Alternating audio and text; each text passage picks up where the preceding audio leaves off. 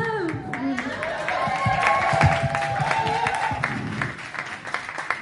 Welcome to the Sheffield versus Leeds Poetry Slam. I'm Miriam, Social Sec of Sheffield Poetry Society. And I'm Talia, I'm the Leeds Spoken Word Society Social Secretary. Hello. So, tonight is going to happen like a slam. Has anyone been to a slam before? Yeah? Okay, so for those who haven't, I'll just explain a bit about how it works. We will have 5 poets from Sheffield, 5 poets from Leeds, battling it out for whoever has the best word strings. So we'll have a poet from Sheffield, a poet from Leeds 5 times. And then there will be a half-an-hour interval with Rhys from Open Mic Society playing a bit of acoustic music. And then we'll have a round 2 where 2 poets from each team who got the highest scores in the first round will be able to have an opportunity to get some more points for their team in the next round. And then after all of that's done, the overall score from all the poets together will come to an overall winner of Sheffield versus Leeds. So Talia will explain the rules. Hello. So the rules for each poet are no props, no backing music, there's a 3-minute time limit with 5 seconds grace afterwards, and then after that, for every 5 seconds that they go over time, there's a 1 point deduction. The judges scoring, everyone scores out of 10, and then we take an average before the second round and then again after the second round. So yeah, the judges were picked randomly in the audience, split between Sheffield and Leeds, so it's quite impartial and we have people from both ends, so you don't worry about that. So on your tables, you will see that you've got a few blank pieces of paper, and hopefully everyone has pens. And so we're having a little haiku non-box because I can't see where the box is. But what we want everyone to do is everyone got a poem as they came in, so we want everyone to have the opportunity to write their own poem as well. So a haiku, if no one knows, is a 3-line poem. The first line has 5 syllables in it, the second line has 7 syllables in it, and the third line has 5 syllables in it. Doesn't have to rhyme, don't worry about that. And if you write one on your piece of paper and then bring it to the table just over there where no one's sitting, that's where Talia and I will be sitting, and we are going to read out ones that we think are really cool in between each 2 poets. And yeah, if you just like write your name at the bottom of it, then you get to be a poet for an evening. So yeah, and also if you don't want to write a haiku, you can write a limerick or a short poem or a quote or an acronym or draw us a picture. Anything you want really, you know. Another thing that happens at these slams is that so the poets don't get distracted during their poem, we ask no one to clap during the poem. So if you want to show appreciation for something that someone said during the poem, we ask everyone to snap like this. Yeah? Try that. Cool. Because that means that during the poem, no one has to stop what they're saying to wait for everyone to clap. They've got it. And then, you can just snap. And yeah, and then at the end of each poem, obviously, you can clap to your heart's content. So, another thing that happens is before each slam, we have a sacrificial poem. Because the first poem, usually of each slam, I'll stop talking in a minute, by the way. The first poem of each slam either gets a really high score or a really low score, just because people are sort of still getting into the evening and things. So Talia, over here, from Leeds, will be saying a poem which the judges do not have to score at all, but if you think in your mind, like, ooh, what would I score that? You don't have to write it down, though. And that's sort of a sacrificial poem to get everyone into the poetry mood. And then for the next poet that comes up, it will be a better, sort of more knowledgeable score. So here is Talia Stitcher from Leeds, who will be saying words.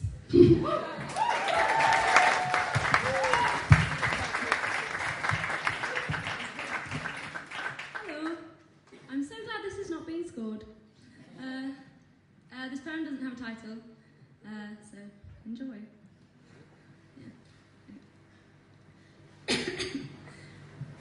You're not the first thing I think of when I wake up in the morning, but you are the last thing I think about at night. You and I fit each other like two puzzle pieces that had been left in the wrong box. That first kiss, wrapped in a winter night, all awkward smiles and chattering teeth. I'm sure it would have looked better from afar had it been snowing, and had we been a little less like cardboard cutouts of ourselves. But I got to see it up close, nose to nose, eyes closed, puzzle piece mouths, drinking whiskey so strong I couldn't see the candles burning, but the flames in your eyes set my soul ablaze.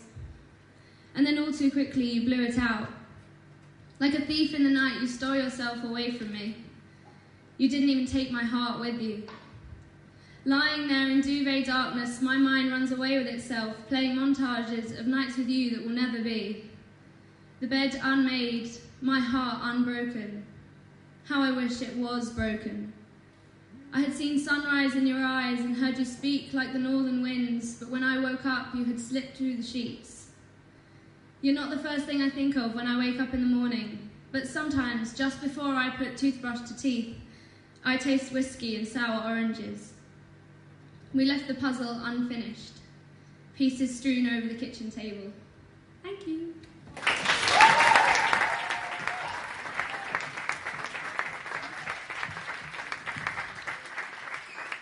Yay, I'm turning on someone. That was good, wasn't it? Yeah. So, it really was. I liked it. So, we have the first poet from Sheffield is Cora James.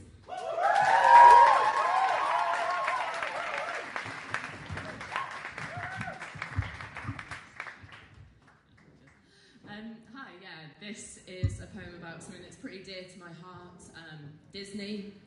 It's called What's So Great About Disney. Okay. When you wish upon a star, your dreams stay false and you don't get far. Everyone knows about the racial destruction, not to mention, of course, the capitalist corruption, consumption of a fairy tale empire built to last on the innocence of children and an all-singing cast. We know all of this, so I implore you to tell me, what exactly is so great about Disney?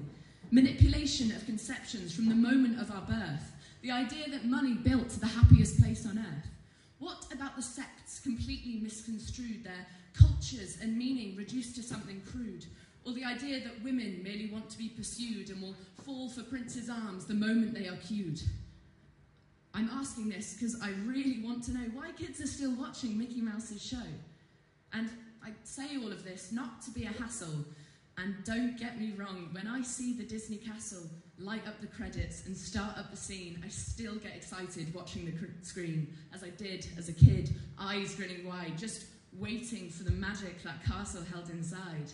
And I guess for me, that's the answer.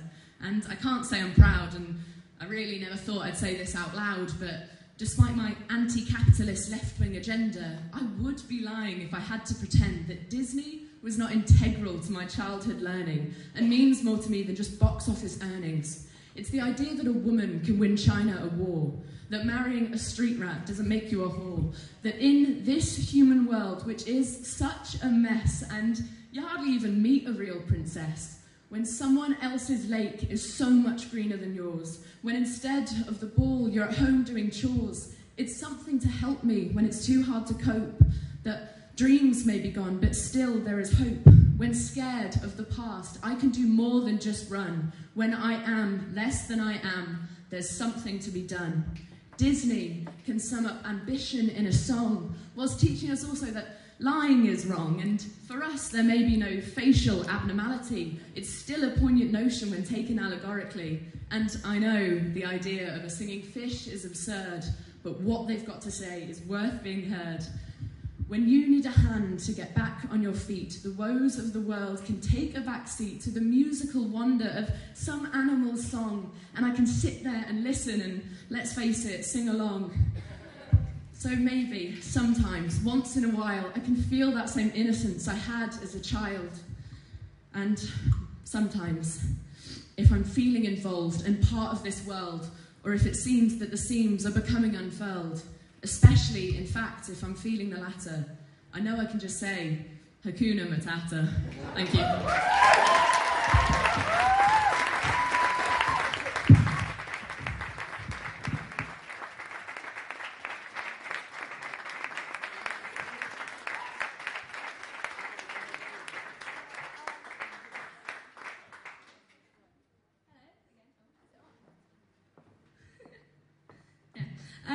our first poet up from Leeds is Ollie Winnington.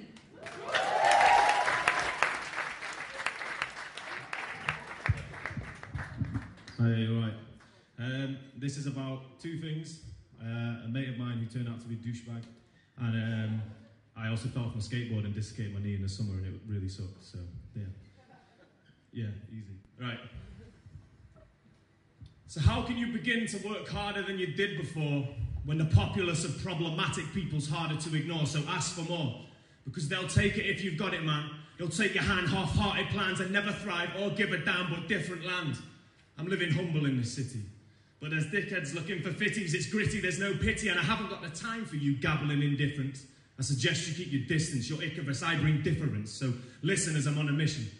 Silencing critics, brandishing brilliance, no limits watching me as I kill it quick. So I'll dead the cynics and the waste men holding me back. A rabid slap, it wasn't curiosity that killed this cat, but sincerity surfaced and it shot a wave right through the street. It paved the path and it made a road for justice and our fears to meet. But whoever knew exactly what the truth could do? Because it's funny, truth's an utterance worth waiting for and listening to, but there's a few who know exactly what to do. A moral compass heavier than anything your boys could brew, but who?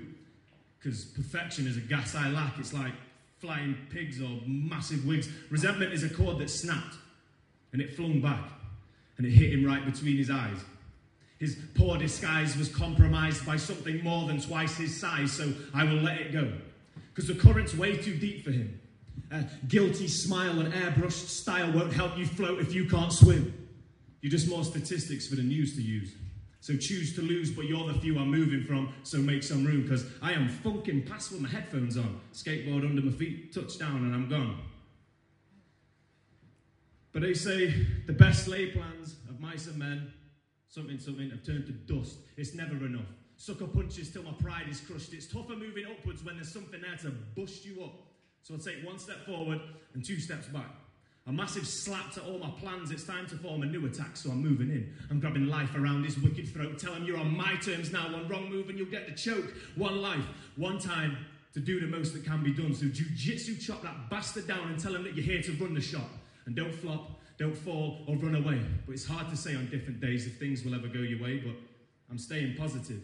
Happy vibes operative. Honest kid, proper shit. Hopelessly demonstrative. Decks popping. Legs rocking onto concrete slabs. Rails and hips spinning sideways into awful slams, awful plans, bad timing, so I lock my board away. Because it's safe to say for many days I won't be in the mood to play, because I fell hard and my leg scarred and it bit my plans. But best believe I'll be back on it the first minute I can stand. Cheers.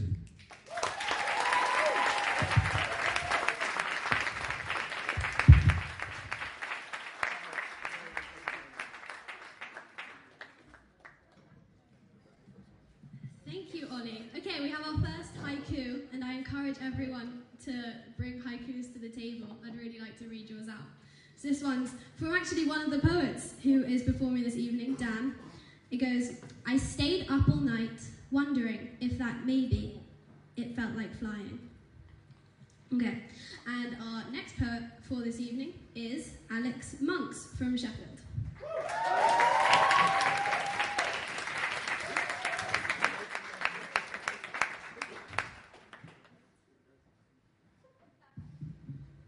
Sorry, hang on. Hello, is that all right? Yeah? You cool? Good, excellent. Thanks, man. Good start. So yeah, Alex, this is a poem called Sophie's No-Brainer. Hello. Hey, I want to make sure you can hear me okay. I know you don't have to stay and hear last words, but that's okay, because I don't have that much to say. See, I was hoping you could do some talking rather than just walking. So sit down and speak, and I will lend you my ears, because I have been waiting years to throw these truthless tears back in your face and erase this past, and these parts of me you tainted. The violent fits of childhood, sitting, stamping on the stairs, slipping into an adult fear of abandonment, it's fair to say you had your hand in it. Those hands, they got everywhere, didn't they? Rinsing, wringing, smacking, rubbing it all better, and you couldn't have played it better. I know you don't like last words. But for what it's worth, and while you're here, I'm well overdue in saying that I can never forgive you for how close you got to me, How close you got to my father's heart and my sister's wrists. You missed the fallout from the fall apart. Not that you had the means to mend the end, I suppose, but I'm just guessing because I don't know you anymore. You never let us know you. You just go, don't you?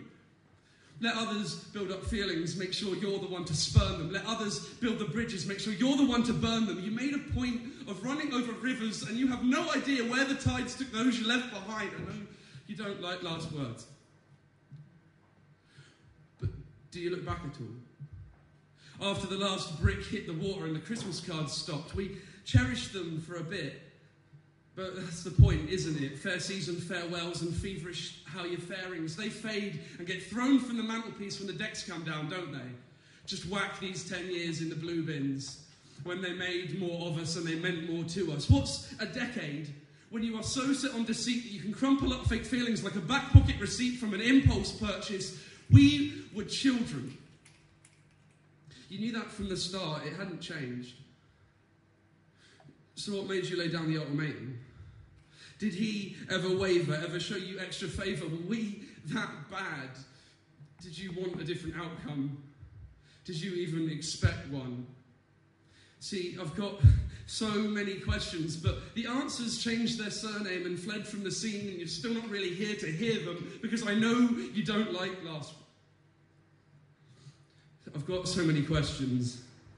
And I really need some answers because my life has to start. I am done waiting. I am done blaming. I am done dragging dirty nails through my mind to try and find what you meant when you sat us on the sofas and you looked us in the eyes. I am done wondering. I am done not being your son. Fuck it, I'm done.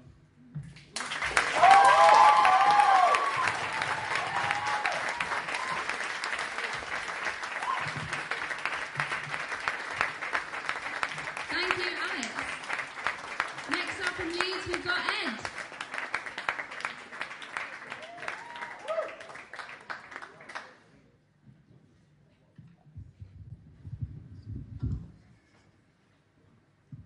Hi. Okay, this one, it's basically, if it was a film, it would be like 12A rated. I know there's like kids here. It's got a bit of gore and one use of explicit language. Okay. It's called When. I've seen so many things, disgusting and nasty, numerous individuals with their breath gone raspy. I know you'll pass me, you could never outlast me, because I've got the classy answer to anything that you ask me. I've seen too many things from my years, things that people live in fear wouldn't want to hear. Bodies ripped apart, broken hearts in seconds, lessons to learn, but too many, the candle burns at both ends. Lost friends, tears and struggle, burst in my small town bubble. Years of burden and sacrifice, hope without a price. Think twice before speeding. I've seen the splattered white matter bleeding, weighed the liver and the spleening, seen the lungs greening, tumour sticking like gum to the ceiling, floods your whole spirit with feeling till it's drained. But the memory's ingrained, dissected remains, circular sores just to get to the brain. Luckily the dead don't feel pain. Saw down your sternum to open up the thorax, snip your ribs like shredding of facts. Are you learning? Are you learning? There's only one thing you cannot escape from. You don't know where you came from or where you're going, and you don't know when it's your time. Inspect the bow loop by loop. If it's perforated, get the shit out, scoop by scoop. Decomposed bodies with the skin gone green. Just some of the things that I've seen. Not to mention the maggots and the flies trapped within the carcass like a kinder surprise from the devil. So many sickening smells like a bag of toxic revels. And what about people rolling up dead and people queuing up to compress the chest before they call it, but just to get a signature at best, or maybe a cheap thrill to brush with death? I guess you work long enough, you lose all respect because it's all relative. Try telling that to a relative who for decades has been that person's only refuge, and then a sudden deluge of fresh torment and not a second spent of thinking, what if this were me? There's only one thing you cannot escape from. You don't know where you came from or where you're going, and you don't know when it's your time. Thank you.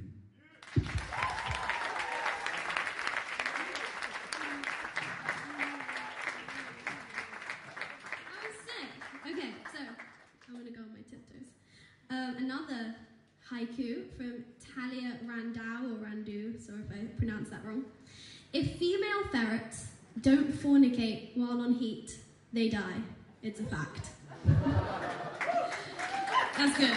That's a good one. Next, we have, from Sheffield, Dan Whitaker.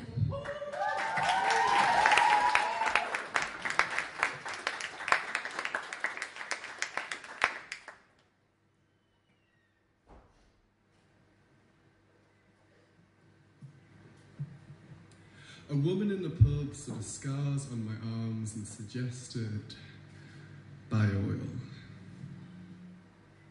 That was 6 months ago.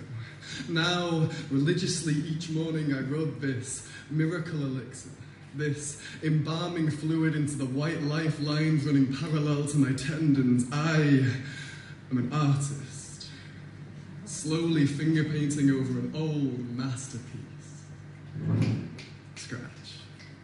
I fell over in the playground.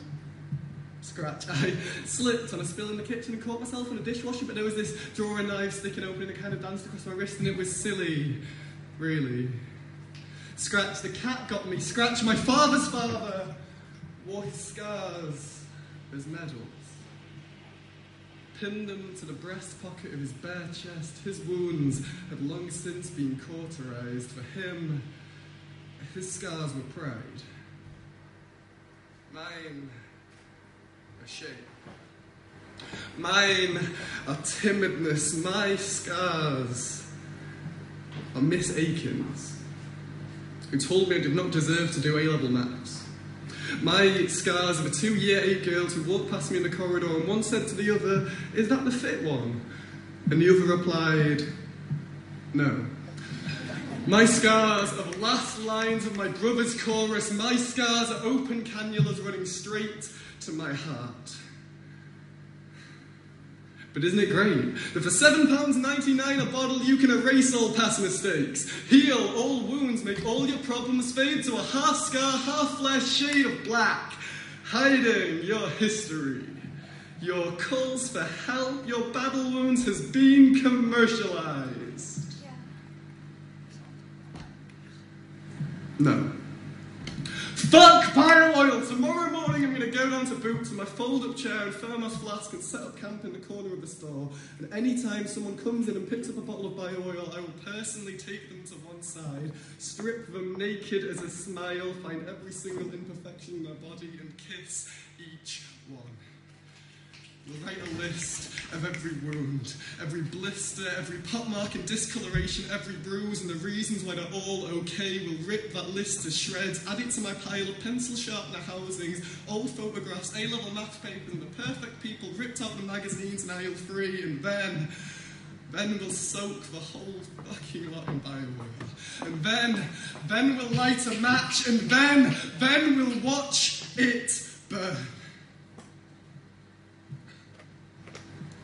And in our newfound warmth, I will hold that stranger, that decorated war hero, that woman in the pub like a newborn.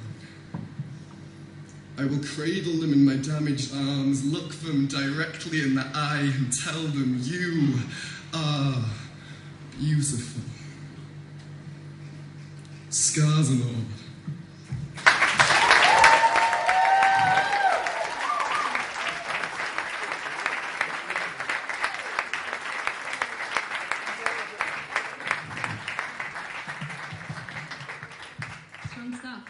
Next up from Leeds, we have Finn.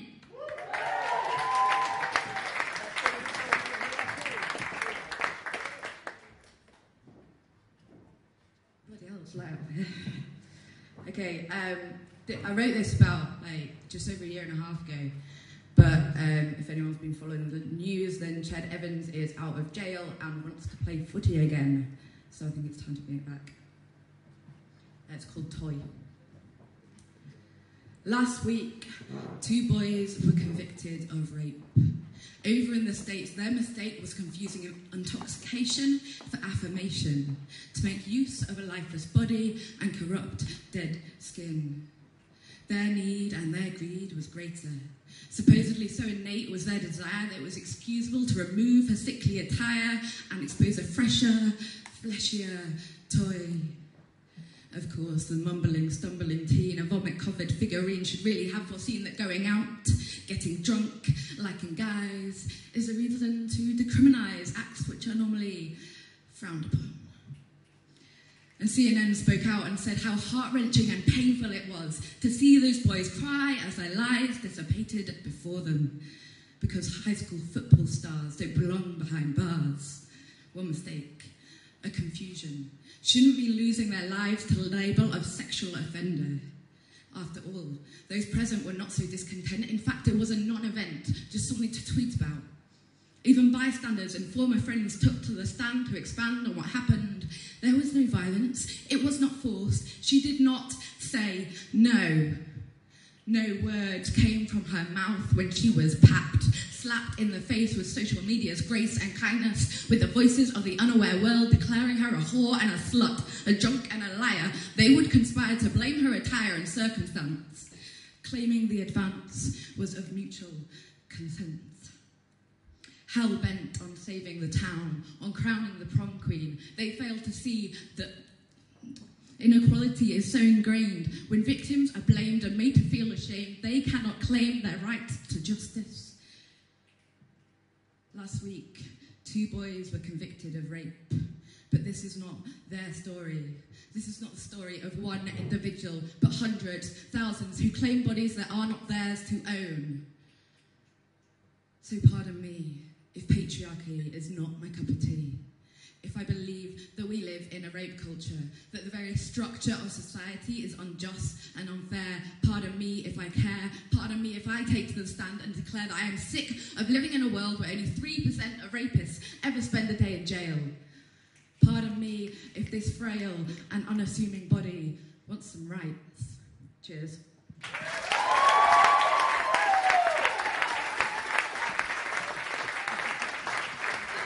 Right? Yeah. Okay. We have a few haikus and limericks here because people have come and given them to us. So I have 3 here. Number 1, I don't know who it's by, but it says, "First poetry slam. I'm in way over my head. I could use a drink." This one is a limerick. Yes. This one goes, "There was a young man called Ed who tried to charm all the ladies to bed, but he had no good luck and could not get a... So he stayed home and played Minecraft instead." And this one, I think someone's trying to tell someone something here. "Robin, please respond. I think about you daily. Please respond, Robin." And next from Sheffield is Greer.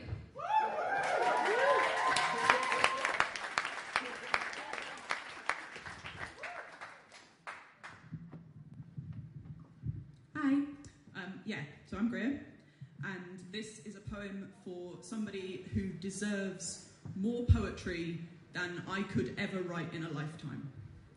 And it's called Radiation Sickness. You are Chernobyl, and as I open your door, I can smell graphite burning. I am not wearing my hazmat suit. My Geiger counter has long since been buried beneath the debris of previous fallout, but I know I have a job to do here. Because today has been a bad day.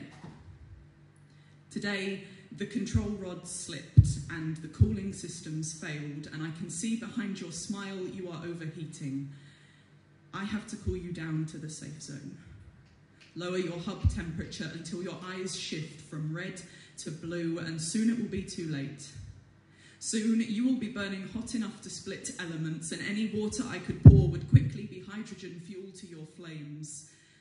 My hands have learnt to be asbestos, to let me take yours, and I'm trying to teach you to coat your core in the same fireproof fabric.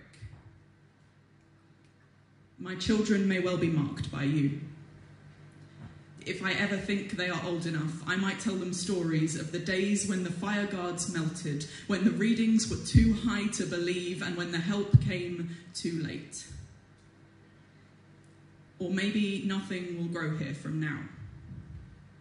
Perhaps we will live barren and desolate, waiting for new hope to push through the past. I can't know for sure, but I do know I will not evacuate. They will find me here in 50 years, with traces of you in every cell. Thank you very much.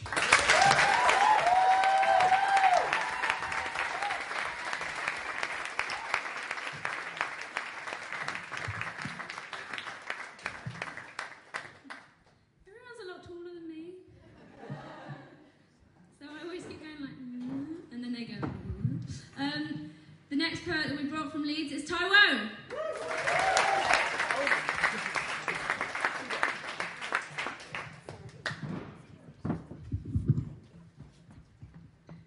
Now that they have dehumanized the most inhumane of human institutions, warfare has reached a more dire level of terror and destitution, whereby you are denied the sight of your killer before you are set never after to meet your maker, whereby I don't get to see the sin I commit in the eyes of my victim before I ensure his family is sent roses and a paycheck to compensate the holes I left in the mind of that little child who has lost a parent or more, all for the sake of a war on terror where terror is the cure for terror, but our terror is the right kind of terror. Call it a diet kind that kills you slower and you feel it less, but trust me, it's there. Maybe I'll wake up and push a button and kill a newborn in the slum of Pakistan. I'll take a break and grab a bite and sigh because everything is all right. I'll call my wife and remind her not to forget little Sammy and little Charlie from nursery because they mean the world to me.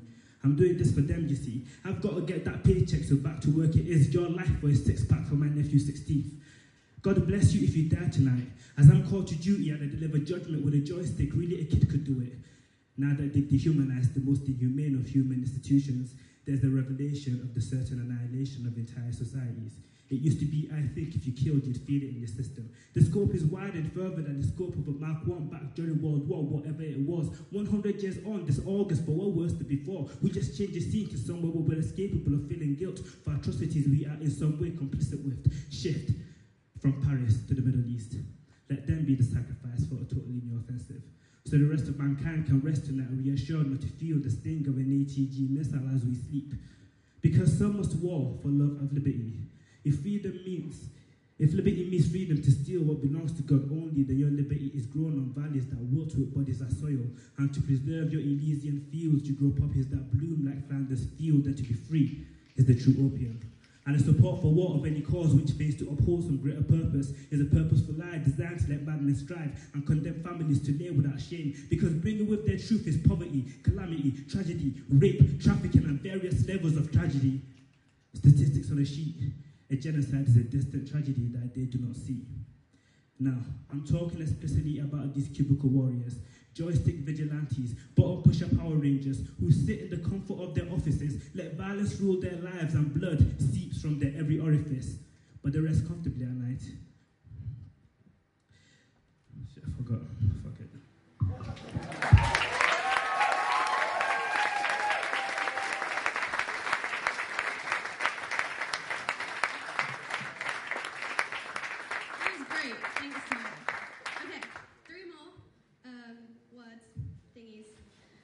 Number one is, they said, sorry, it's not a haiku, there's a finality about this that I love, from S.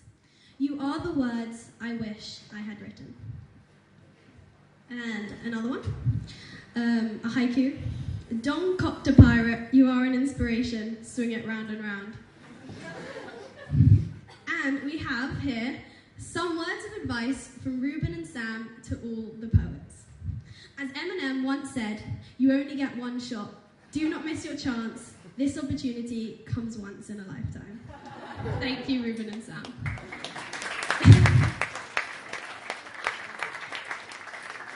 And the next and final Sheffield poet is Jack Young.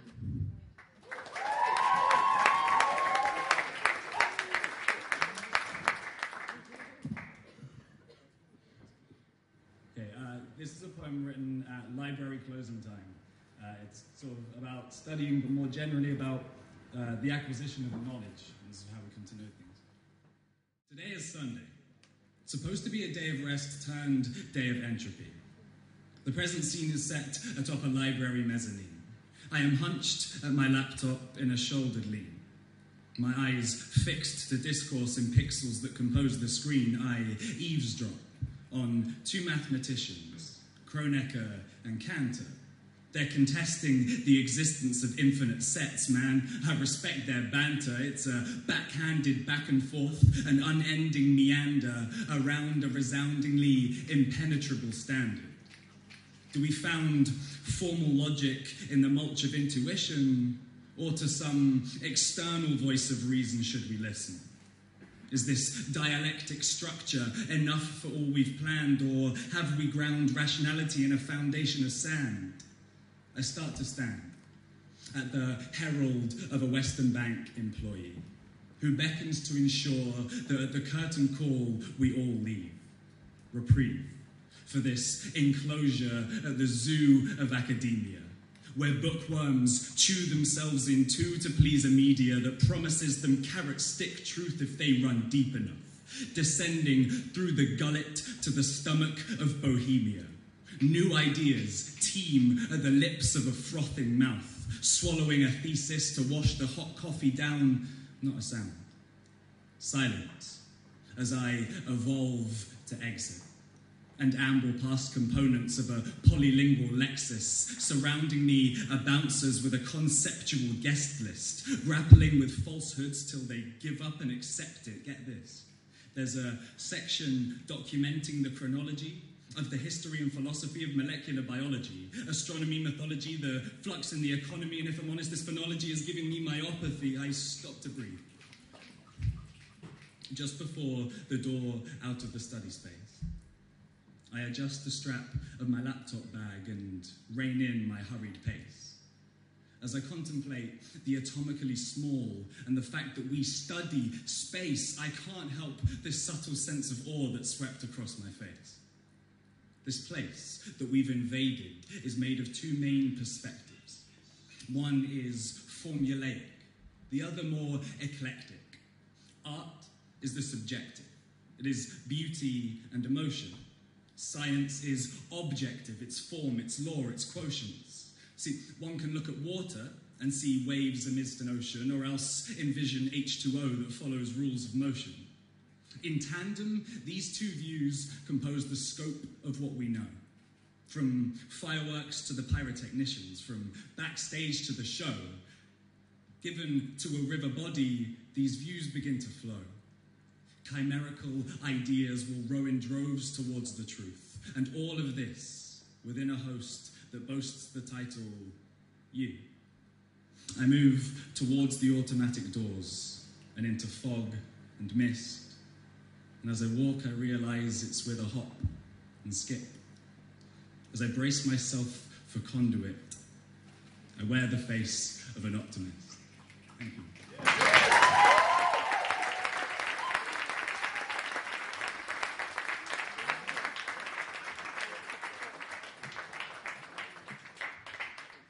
Last but certainly not least, up from the Leeds team is Emma Ward.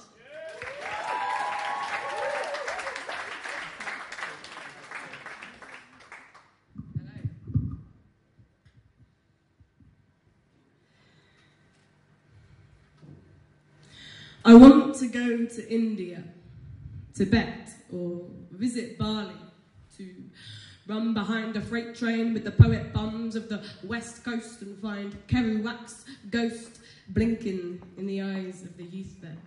I want to find fruit that we haven't got there. See, hills I cannot name here, languages I've not yet tasted. I know my road too well, because me, I'm made out of the mud of the dock and the wood of the boats and the bark of the trees. I'm West Country to the bone. I've got cider running through my veins, quite literally. Whose streets are streets? Whose streets are streets? Our streets to strut or stagger down, our gutters to throw up in, our midnight lamplit shuffling our tram lines into town. I know every crack in the curb and each ragwort leaf. I know the snouting dogs pressing wet noses under doors and the year-round pavement shop floors of the market stalls. Calling a drunken strawberries, 4 bunnets of 5 the timeless town crier, hear ye, but doused in modern pain, he's yelling, our streets, our streets. And I once met a guy who said, there's only 2 things I want to do in India. Sit on the roof of a train, smoking a joint, and sit on an elephant's back, sparking a zoo. I said, I'm sure there's more to India than that. I'm sure they're pressing more spices than you've had come-downs. And just the way you see the sun come down over there on an evening will move you to see the beauty of a petrol stain on a tarmacked road on a Wednesday. And the locals walking the streets like they're theirs, and you'll just be there, watching the rag work creep up the walls, thinking about your streets. And the bankers or wankers banners you held there in that Tory government to lay a finger on your tuition fees, begging the police to ask you, no, sorry, we didn't hear you. Whose streets are these? There's time yet for 100 trips to bars and overseas, time again for 100 epiphanies before sobriety sets in. Time to walk your streets with a rainbow flag and shout Nazi scum at the EDL. And you'll never know your road as well as when you're far from home, never recognise its signature till you're a long-haul flight gone. Maybe you'll realise the different drums to which your souls march to, but the beat's the same. The beat your souls march to, the beat of being, the beat of belonging, the beat of protesting and respecting. Oh, you'll know the beat's the same. And when you're high as a kite in India, you'll know the beat's the same. Thanks.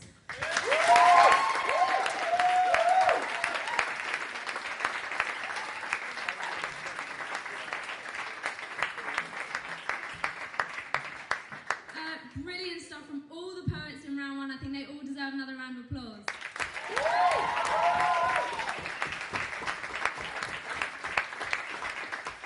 Now we're going to have about half an hour break before round 2 to give me and Miriam a chance to sort out the scores and everything, and to give you guys a break, get a drink and talk, do whatever humans do. For the half an hour, we have some lovely music from a friend of ours called Rhys, who is the president of Open Mic Society, so I will leave you with him.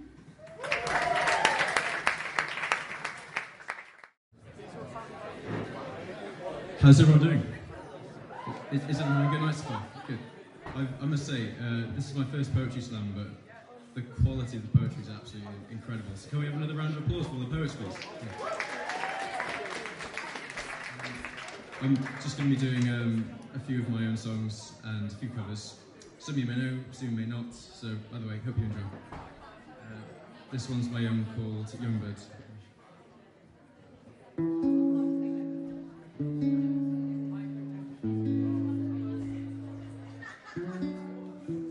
Say to live life while you're young, I think that justifies what we've done. I can fall asleep at night. My conscience is finally quiet.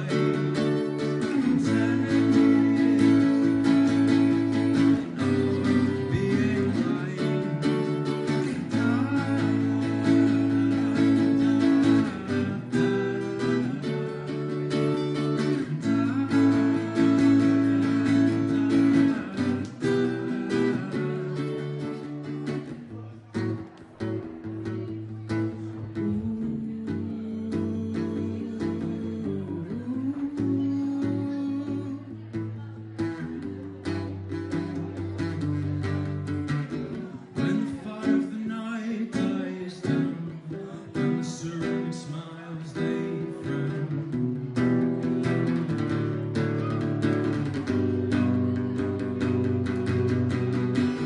Our faces drive the wise guys mad, understanding a tangled plans.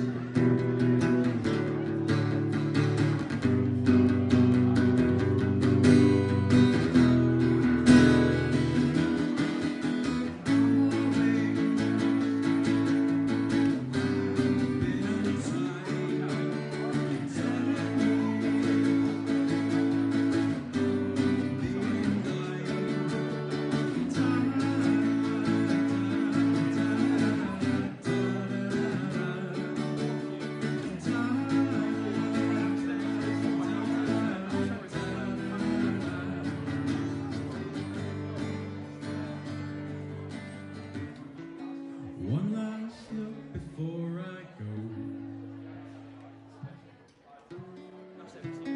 Before I leave what I hold. If I ever return, I know that door will still stay open. Thank you. This next one's a cover.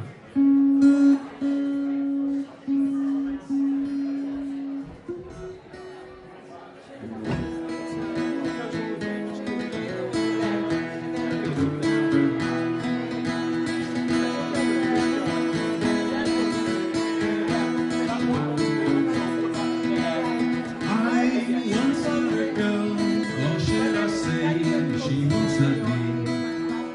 She showed me her room, isn't it good? Norwegian wood.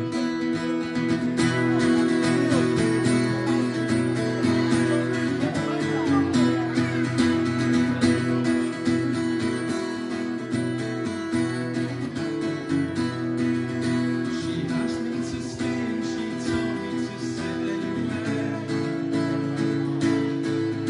So I looked around and I noticed there wasn't a chair. I sat on the road, biding my time, drinking her wine.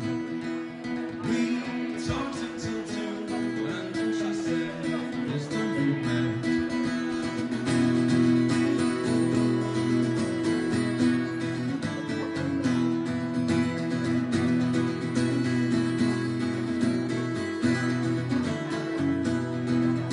She told me she worked in the morning and started to laugh.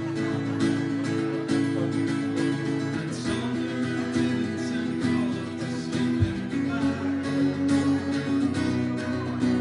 So when I awoke, I was alone, listening to phone. So I lit a fire, isn't it good? Norwegian wood. Thank you.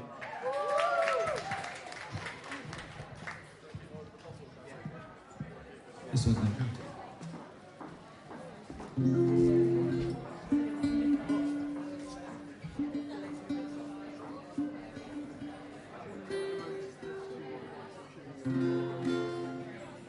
It's called In the Middle.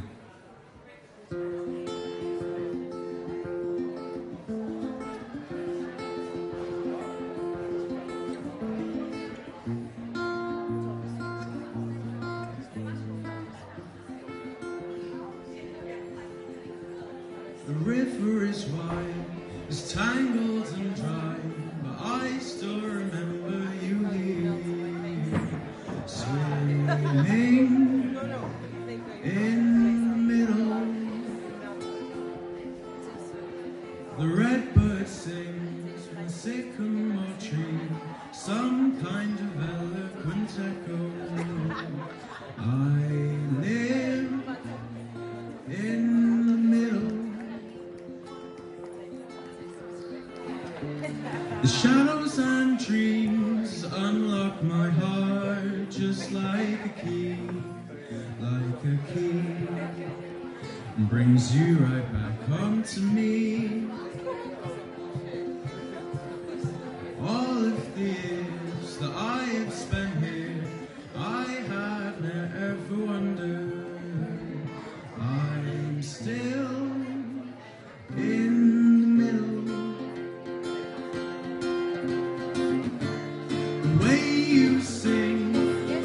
unlocks my heart just like a key,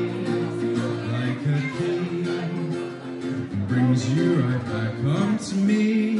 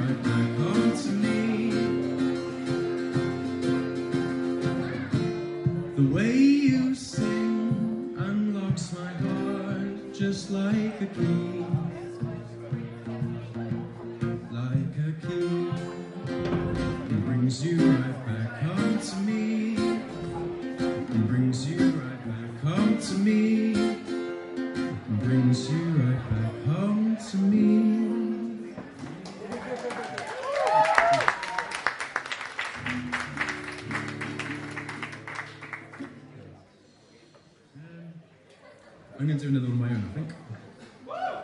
Just before I sing this, is anyone from Luton? Someone from Luton? Woo! Big up to Luton. Yeah, this song's about Luton, actually. So this goes out to you.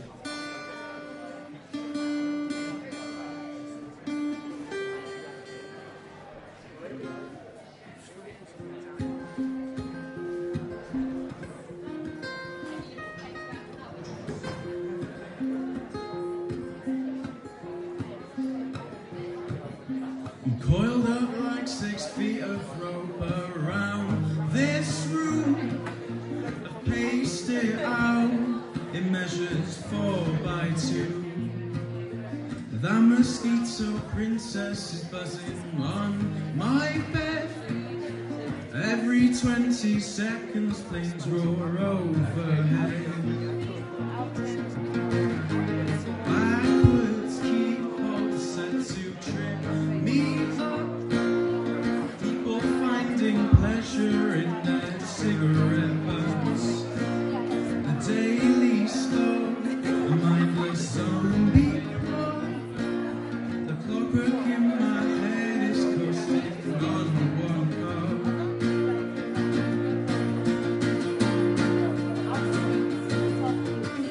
Why do they flee to higher ground?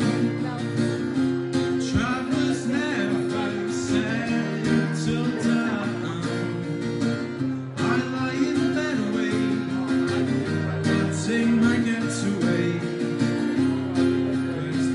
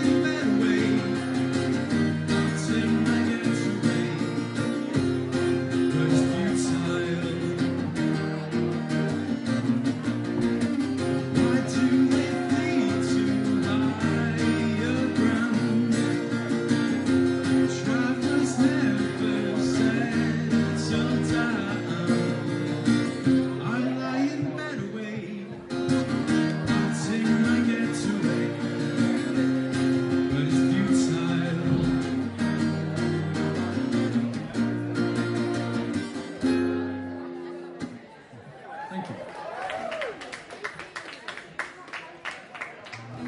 This next one's a cover. Some of you who remember 2006 will remember this quite well. Hope it brings back some good memories. It's a really out of tune.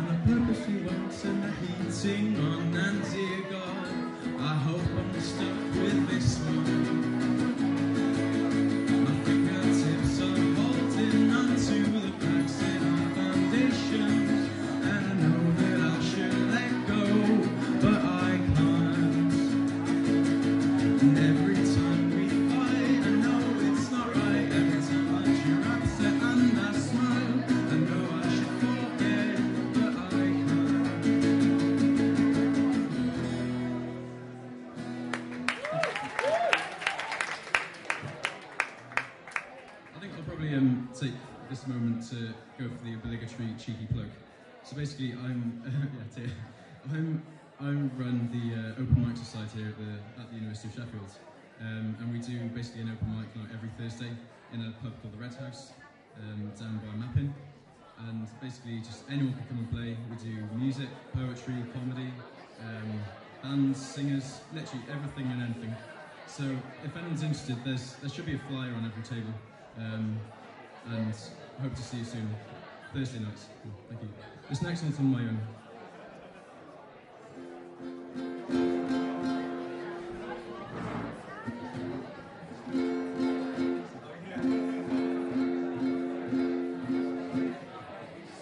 It's called Keep It Close.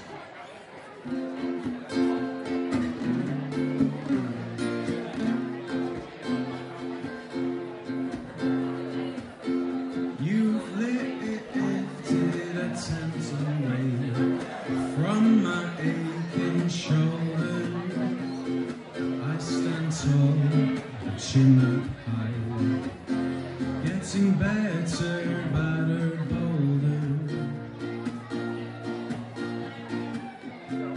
Seal my teeth in a rubber box. The past that held me down, that healing touch, that lost star, painting over those old scars.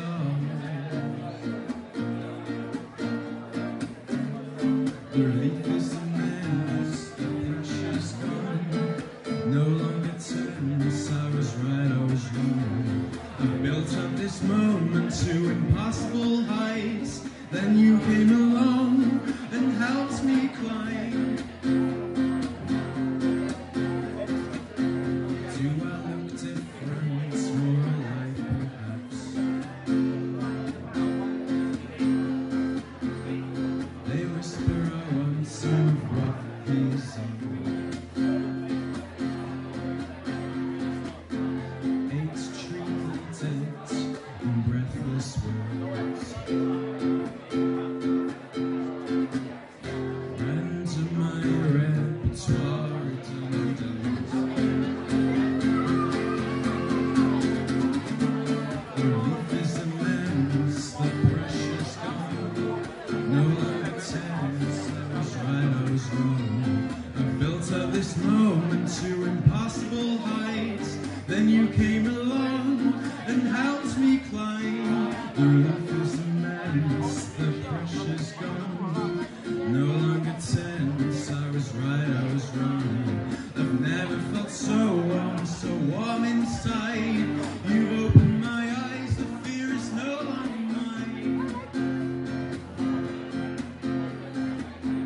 Clouded windows from one cold touch. Falling in the road, face down the dirt. Hold on to your savior, just keep her close.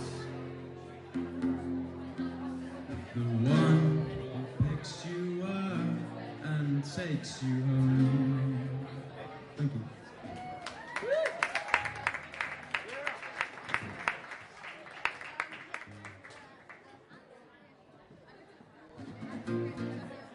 Right, this is a song from the 1940s, which I really like playing. It's like a nice little slow hum, so if anyone wants to come and dance at the front, then feel free.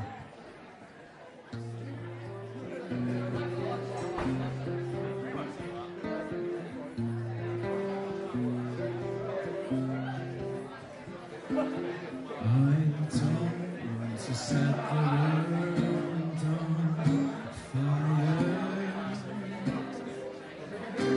I just want to start a flame in your heart. In my heart I have but one desire, and that one is you. No other will do. I've lost all ambition for worldly acclaim. I just want to be the one you love. And with your admission that you feel the same, I will reach the goal I'm dreaming of. Believe me, I don't want to set the world on fire. I just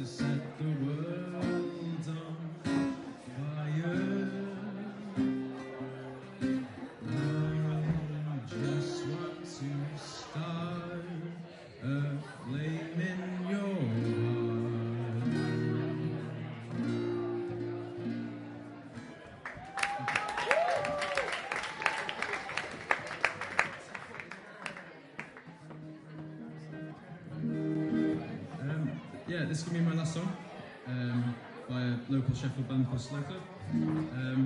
I hope you enjoy the poetry that's to come. I'm sure we'll have some more really high quality poetry on its way. So thanks for listening, guys, and come to Open Mic Society.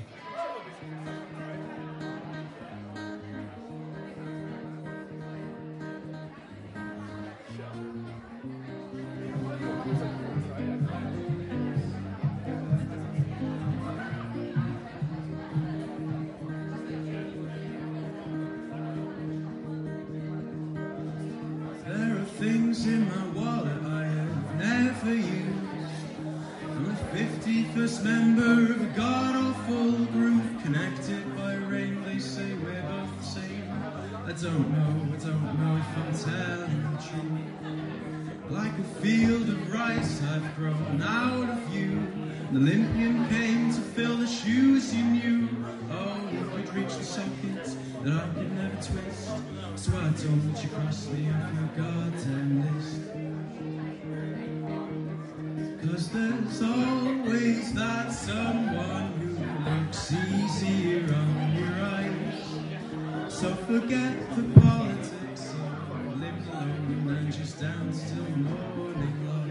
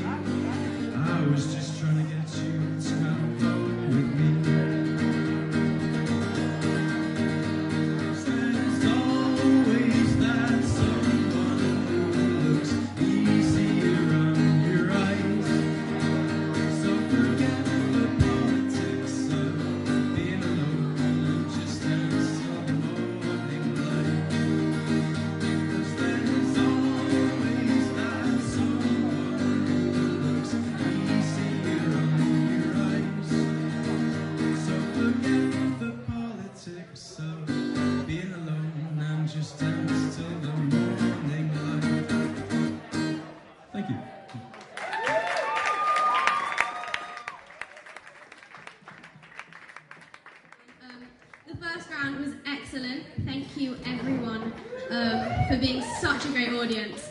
Like a lot of you, I've spoken to a lot of people here, it seems like this is the first slam that a lot of you have gone to, so thanks for coming, I hope you really liked it. So in our next round, we have two poets from each team. So from Sheffield, we have Alex Monks and Greer Dewdney.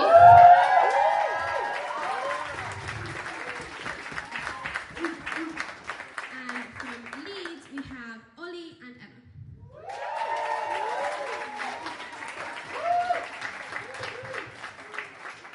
So we're going to go Leeds, Sheffield, Sheffield, Leeds, Sheffield this time. All the same rules still apply, snapping, clapping, 3 minutes, all of that shebang.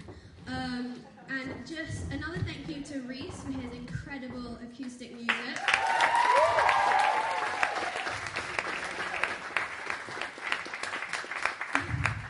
And also, an announcement that I don't know if all of you know this, but half of the profits today are going to the charity Sheffield Mind. And we have raised £91 for Sheffield Mind tonight. So that's really, really great. We have loads and loads of haikus, so in between each poet we're going to read 5. So Talia's going to start with them and then introduce Leeds. Okay. The first one of these is: beaches are great places to stick your head in the sand. Can't see and can't tell.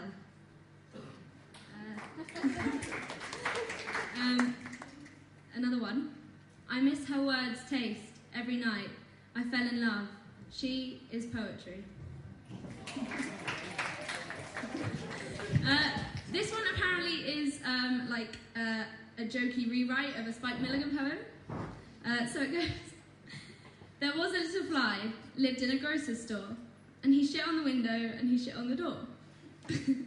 He shit on the bacon and he shit on the jam. And he shit on the head of the little grocer man. Sorry, I can't even read it. The little grocer man got out his spraying gun and he said, I will get that fly before the day is done. But before he could count from 1 to 10, the little fly had shit on the grocer man again.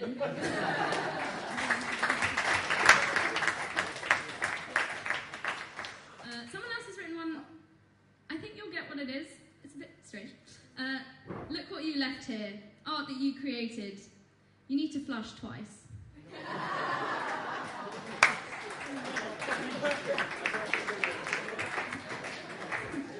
And a final one before we start again, which is: to be is to do, by Kant. To do is to be, by Sartre. Doobie doobie doo, by Sinatra. Thanks so much everyone for submitting these, they're great. So to open round 2, from Leeds, once again, please welcome Ollie.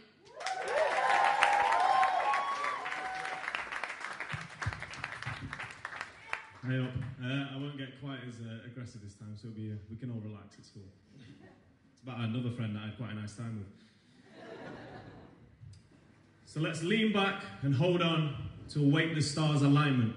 Sit in silliness with little kids in rebel pseudoscience. Shake my hose onto this fire as I'm jabbing at my giants, but the liars can't conspire to try and hide what's private, so they'll wait. They'll sit and simmer silently, wading through your nightmares in the bitter hopes of grasping dreams, but the casualties seem to casually crash but breathe. But I've got vicious vision on my side. I'm visualizing vividly the spaces of doubt. Solidify the truth to us. But crude as I conclude that we're just picking poison fruit back up, so send it over deeper waters to come again another day. Abundant snakes will slide away and we can let the worries wait for now. Because the sunshine is coming.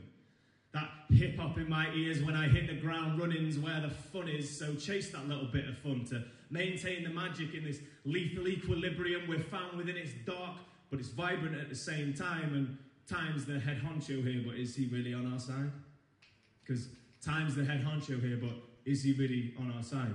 So I'll run for time, in hopes to find something sublime, wicked, wretched wishing wells that didn't see the second sign. It's time.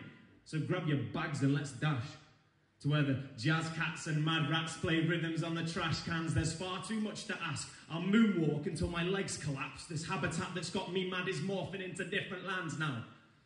So things are sure to change, it's purely vain. I'll ignore your name and hope to run and never speak again. A myriad of images of which I'll be forgetting none. I'm wandering on tiptoes until I can snatch the setting sun and put it in my pockets and keep it safe for when it rains. But I've got smashed glass and bad manners and they're moving through my window frame. So I'll hold on and I'll think about something better. And I'll just chill out, do something with you and wait for the stormy weather. Cheers.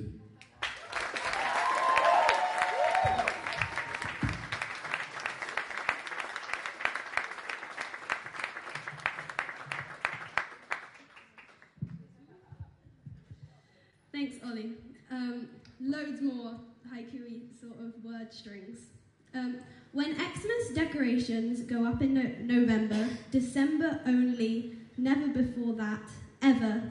Bar humbug, bitches, from Juliana. Another one. John was watching repeats of blockbusters. He checked his watch. 3 hours till Amanda's funeral. Great. Another one. Ironic selfies are as egotistical as non-ironic.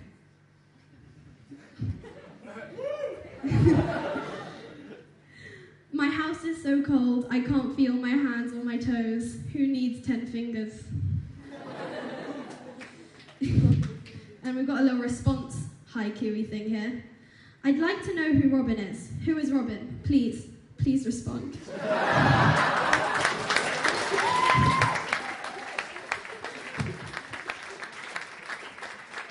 That's from Curious. So next up, from Sheffield, is Alex Max.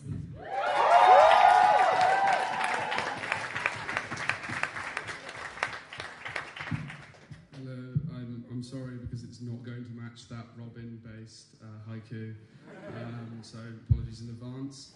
So I'm going to do a poem. It's a little bit more fun, less PG, so I apologise. But it's so it's about like kind of, you know, people go to New Year's and they think, oh, new year, new me, new start. And actually, you're still the same dickhead you were last year. It's just been a day. That's all. Stop pretending. This is a poem called 2011 is Dead, Long Live 2011, which also shows you how little material I have.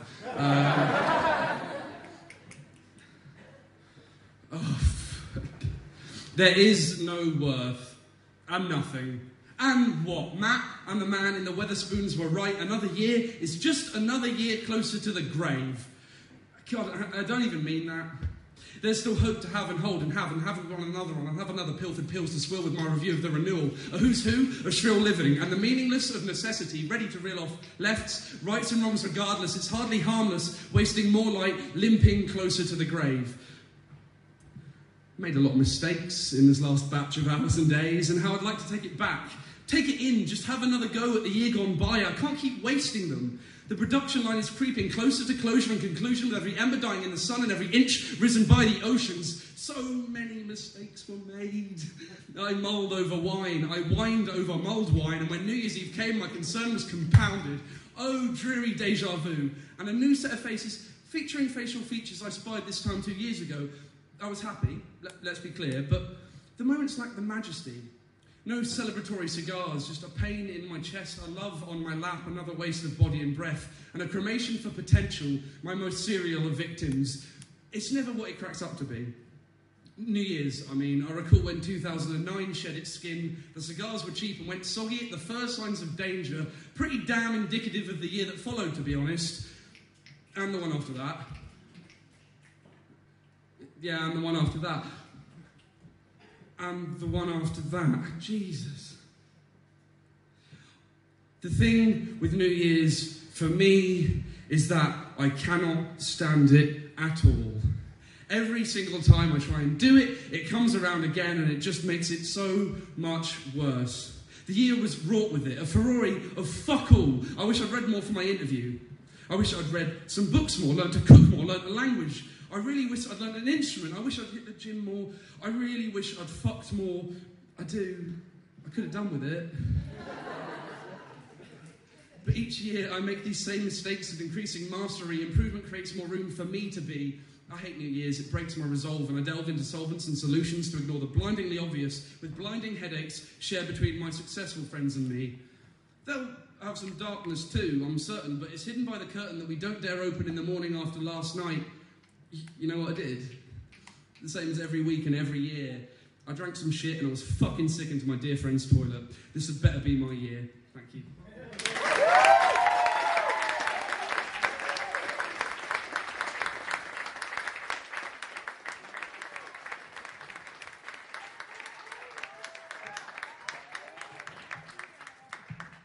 Hello again. So there's a book called The 100,000 Kingdoms by N.K. Jemisin. And in that book is the quotation, In a child's eyes, a mother is a goddess. She can be glorious or terrible, benevolent or filled with wrath, but she commands love either way. I am convinced this is the greatest power in the universe. My mother etched commandments into the hardwood of our dining room table, and under years of glitter glue lacquer, they remained the rules for raising a woman. She told me I was beautiful, showed me pre-Raphaelite Venus and Marilyn Monroe, promised me others would die for my curves, and it wasn't worth killing myself in a search for the sharp angles of bone. She told me I was strong, read me legends of Amazon warriors and Queen Boudicca, and assured me my shoulders were broad enough to bear any burden. She told me love was all I needed, that I should aim for peace and joy and unity, but never for a piece of paper or a promise to refer to someone else in my own name. And she told me I was diamond, that I was compressed carbon edges under a glittering finish, so there was nothing they could build a ceiling out of that I couldn't smash through. And by the dawn of my 18th birthday, I had broken every one of my mother's commandments, as I fear all daughters must. I had hated my body, and I had been weak. I had given myself to a man in every way he asked, and I had let the world dull my shine. But when the trail of shattered statutes behind me became too sharp, I remembered that underneath my mother's scripture, I had decreed my own law. One promise, to keep me honest. And still there, under pot-based scorch marks, in a child's most deliberate hand is carved, never let mum down. And she maintains that last one is set in stone. Thank you very much.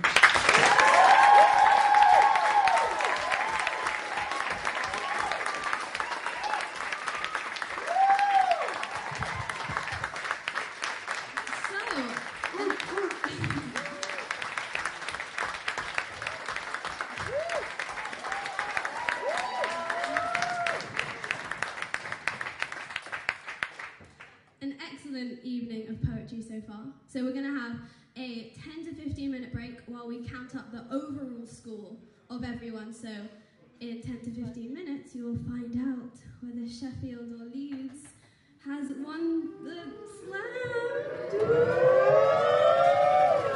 Cool, so I'll see you all in 15 minutes. Come along and see what we're doing. So the winner, there is 1.4 between the teams. Out of a total of 70, there's 1.4 difference. So it's really, really close. And all the scores were really high. So yeah, so just well done again to all the poets who performed, because you were all excellent, and as we said, it's such a small difference. So the winner is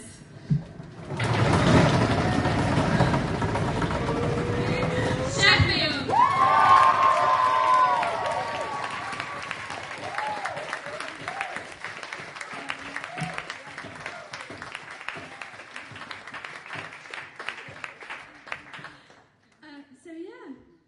We just have one last haiku that someone has written, and it's really cute. We're gonna end soon. It's time to turn this haiku into a baiku.